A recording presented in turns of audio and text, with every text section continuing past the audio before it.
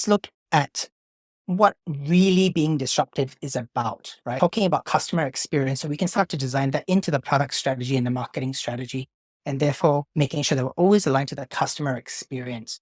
And we talk about jobs to be done as the foundation. And if we talk about the key job, something so timeless as listening to music I like, how can we disrupt that industry? There was radio, which was really great at discovery, which is the concept of finding the things you like, whether it's on Spotify or Netflix or any other place that you're buying and having to choose from multiple alternatives, right? Is a core step, discovery. And then disruption to the radio happened when records started becoming available because they could store music and you didn't have to wait for the song to come on the radio. You could listen to the track that you wanted anytime you wanted. And that was enhanced availability. Cassette tapes came down the cost of pricing and allowed for personalization, which is a key aspect of the ideal customer experience.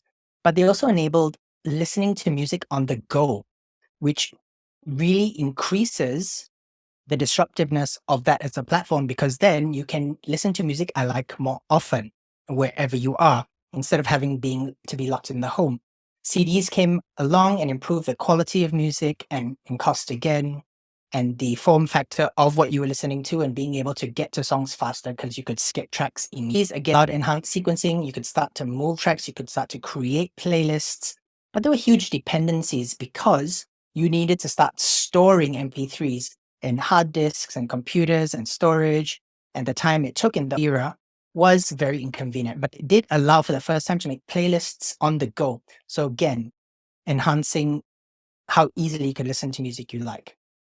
But then we look at it, MP3 is a huge disruption to the business model of Apple. Why did Apple give the entire world a free YouTube album on the iPhone?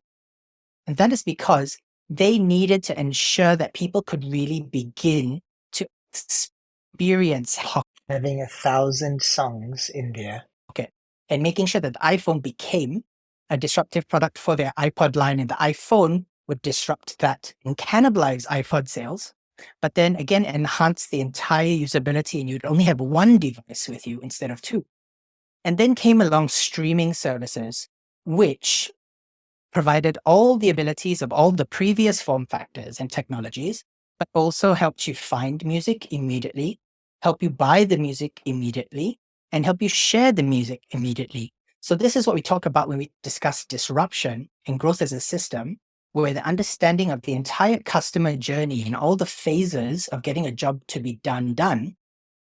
That's why the valuation of Spotify is so much more significant than the entire valuations of all these previous industries, because they captured market share, revenue, and innovation from all these things.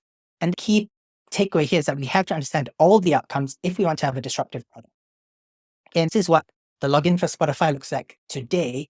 Even before logging in, you can see the huge variety of music. You can see playlists, you can have moods, you can have the latest music, you can have multiple language music. And of course, they've augmented with podcasts and other kinds of variety of content. But the key takeaway here is that the pre-login experience is already demonstrating a huge amount of disruptive value.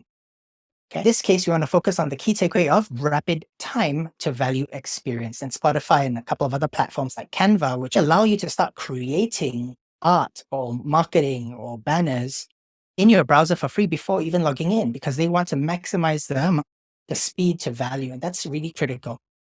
And so we're building up to this key point, right? We want strong customer experience, but it has to be delivered by maximizing relevance, design, and value exchange. Then we create stickiness and scale.